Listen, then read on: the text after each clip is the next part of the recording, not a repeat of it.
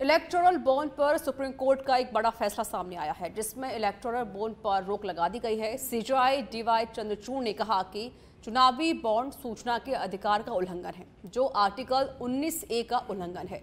Court ने इसे असंवैधानिक माना है। साथ ही स्टेट बैंक ऑफ इंडिया से 2019 से आज तक का पूरा हिसाब मांगा गया है कि किसने कितना पैसा किस पार्टी को फंड में दिया है, क्योंकि इस फंड के जरिए टैक्स की चोरी भी की जाती है। दूसरी ओर जनता दल यू के राष्ट्रीय प्रवक्ता दिवाकर सिंह ने कोर्ट के फैसले का स्वागत करते हुए कहा कि यह बहुत ही सराहनीय फैसला है।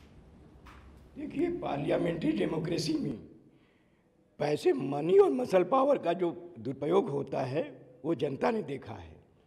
तो माननीय सर्वोच्च न्यायपालिका ने जो रोक लगाई है इलेक्टोरल बॉन्ड पे, वो भारत के संसदीय लोकतंत्र के लिए बेहतर है और इसमें सभी पॉलिटिकल पार्टी को स्पष्ट होकर के इसमें आना चाहिए, ताकि राजनीति में मनी पावर की भूमिका कम से कम हो, ताकि संसदीय लोकतंत्र बचा रहे।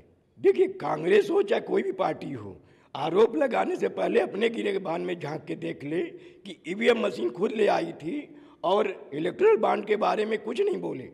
अब रह गई, माननीय सुप्रीम कोर्ट इसमें संज्ञान लेकर के इसमें फैसला दे रही है। आम जनमानस में ये बात है कि 2014 से लगातार ठगी चल रही है और ठगी चलते चलते 2024 में कहा गया कि अब तो रामराज्य है।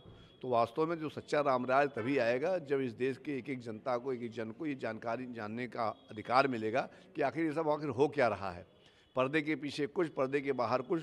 तो ये जो माननीय सर्वोच्च न्यायालय जो निर्णय दिया है आज, ऐतिहासिक है, स्वागत योग्य है और निश्चित रूप से उनकी ताबूत में एक कील का काम करेगी। और 2024 का चुनाव उनको इसके लिए भी जवाबदेह बनना पड़ेगा कि आखिर रुपया ये सब आया कहाँ से। जिनको हम लोग ऐसे वैसे निगाह देखते हैं, जिस काले धन की आप बात करते हैं, वो सब पैसा खुद आप लेके बैठे हुए हैं।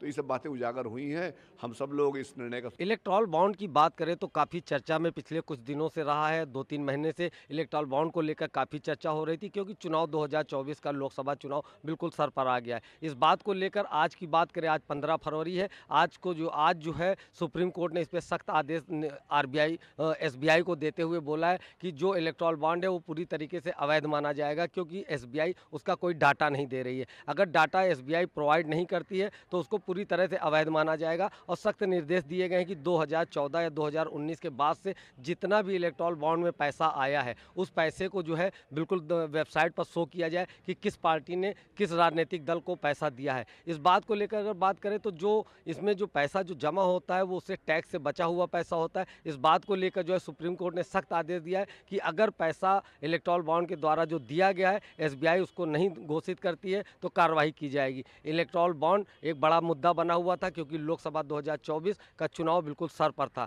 अगर बात करें विपक्ष की, तो विपक्ष अपनी प्रतिक्रिया देने लगा है कि जिस हिसाब से इलेक्टोरल बॉन्ड के जरिए लाखों करोड़ों हजारों करोड़ रुपए की वसूली की जाती थी, अब कहीं ना कहीं उस पर रोक लगेगा। क्योंकि जो भी पार्टी पैसा इलेक्टोरल बॉन्ड के जरिए पार्टी को देती है, वो बैंक के द्वारा इलेक्टोरल बॉन्ड भरा जाता है, उसके बाद पार्टी फंड में जमा किया जाता है, लेकिन उसकी कोई जानकारी नहीं मिल जाती। जानकारी न मिलने की वजह से कहीं ना कहीं वो पैसा नंबर 2 में माना जाता है। अब जो है जो निर्देश है कि अगर इलेक्टोरल बॉन्ड के द्वारा कोई भी पैसा आएगा तो उस पर साफ साफ जो है निर्देशित किया गया कि उसको दिखाया जाएगा कि कौन सी पार्टी ने किसको कितना फंड दिया है।